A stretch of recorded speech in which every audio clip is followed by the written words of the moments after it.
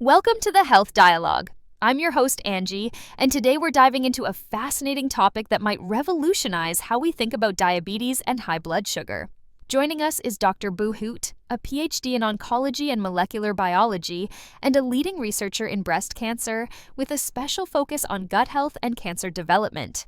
Today's episode is titled, High Blood Sugar, Are We Overlooking the Impact of Reductive Stress? Before we begin, I want to let our listeners know that we'll cover some groundbreaking information today, including practical tips and solutions you won't want to miss. So, make sure to stick around until the end of the episode. Dr. Boo Hoot, welcome to the show. Thank you, Angie. It's a pleasure to be here. Let's start with a vivid analogy. Dr. Boo Hoot, can you paint a picture for our listeners of what's happening in our bodies when we have high blood sugar? Certainly, Angie. Imagine your body as a massive, bustling workshop that never stops working. Every second, this cellular workshop transforms food into energy and building blocks. When everything's running smoothly, it's like a well-oiled machine. But when there's chronically high blood sugar, as in type 2 diabetes, it's like flooding this workshop with more raw materials than it can handle. That's a great visual.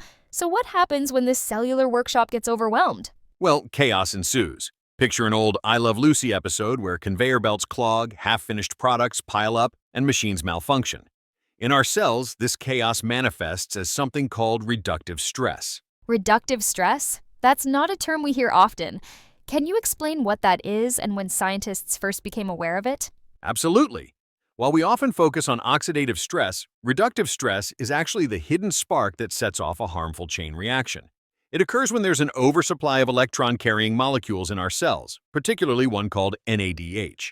Interestingly, reductive stress was first reported in literature just before 1990, but it's only relatively recently that its significance has been fully appreciated. So how exactly does high blood sugar lead to reductive stress? When we have too much sugar around, our metabolic pathways generate more NADH than our cells can handle.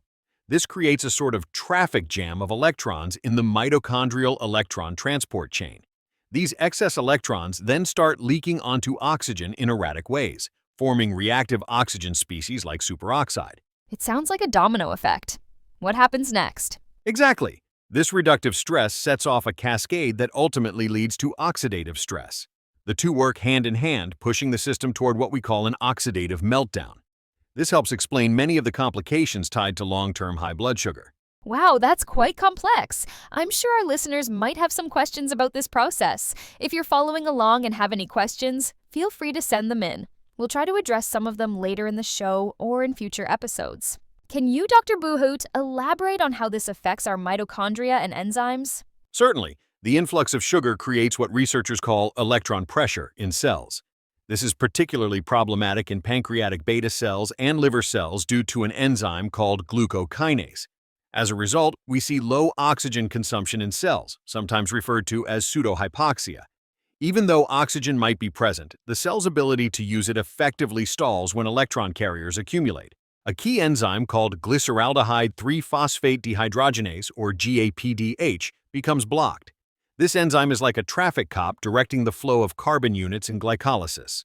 When it's inactivated, partially digested sugar fragments accumulate and slip into alternative pathways, often called branching pathways. What are some examples of these branching pathways? There are several.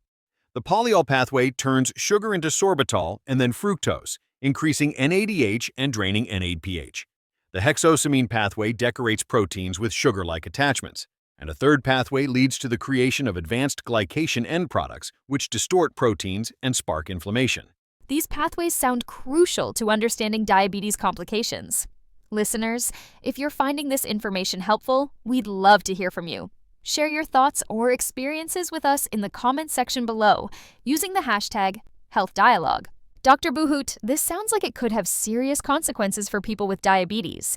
What are some of the effects? You're right, Angie. This cyclical meltdown causes the hallmark problems of diabetes, neuropathy, retinopathy, nephropathy, and cardiovascular issues. It's a chain reaction starting from too much sugar and too many electrons in the wrong place at the wrong time. Is there any hope for addressing this issue? There is indeed a glimmer of hope. If we can reduce or balance the electron overload, we might prevent later catastrophes. Some strategies include strengthening the electron transport chain or using interventions that enhance NAD+ regeneration. That's fascinating. Are there any supplements that might help address reductive stress? Yes, several nutritional supplements could be helpful. Coenzyme Q10, or CoQ10, improves the efficiency of the electron transport chain and acts as an antioxidant. Alpha lipoic acid is a potent antioxidant that can help mitigate oxidative damage. Methylene blue acts as an alternative electron acceptor in the electron transport chain, helping to relieve electron congestion. Pyrroloquinoline quinone, or PQQ, stimulates mitochondrial biogenesis.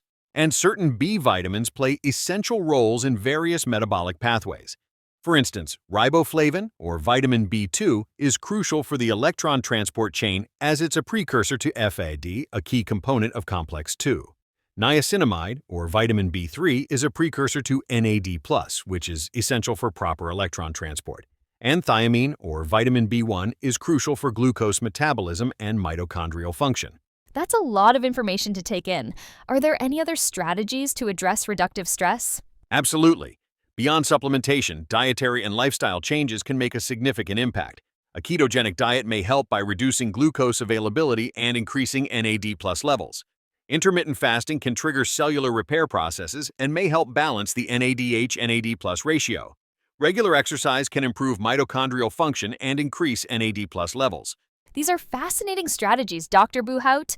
I'm curious to know if any of our listeners have tried these approaches. If you have experience with ketogenic diets or intermittent fasting, especially about managing blood sugar, we'd love to hear your story. You can share it with us through your comments. There's also emerging research on mitochondrial-targeted antioxidants like MitoQ and SKQ1, which are designed to accumulate in mitochondria and neutralize ROS at their source. And we're seeing promising results with NAD+ precursors like nicotinamide riboside, NR, and nicotinamide mononucleotide, NMN. This is incredibly exciting research. It seems like we're on the cusp of a new understanding of metabolic disorders. How might this change our approach to treating diabetes in the future? You're absolutely right, Angie. This new understanding of reductive stress is reshaping how we think about metabolic disorders like diabetes. Instead of just focusing on lowering blood sugar levels, we're now looking at ways to restore cellular redox balance. In the future, we might see more targeted interventions that aim to modulate specific enzymes involved in NADH production or consumption. We might also see treatments that focus on enhancing mitochondrial function or promoting mild mitochondrial uncoupling to help dissipate excess electrons. Moreover, this research underscores the importance of a personalized approach to treatment. Different individuals might have different underlying causes for their reductive stress, so tailored interventions could be more effective than a one-size-fits-all approach. This has been an eye-opening discussion, Dr. Buhout. Before we wrap up, do you have any practical advice for our listeners who might be concerned about their blood sugar levels? Absolutely, Angie.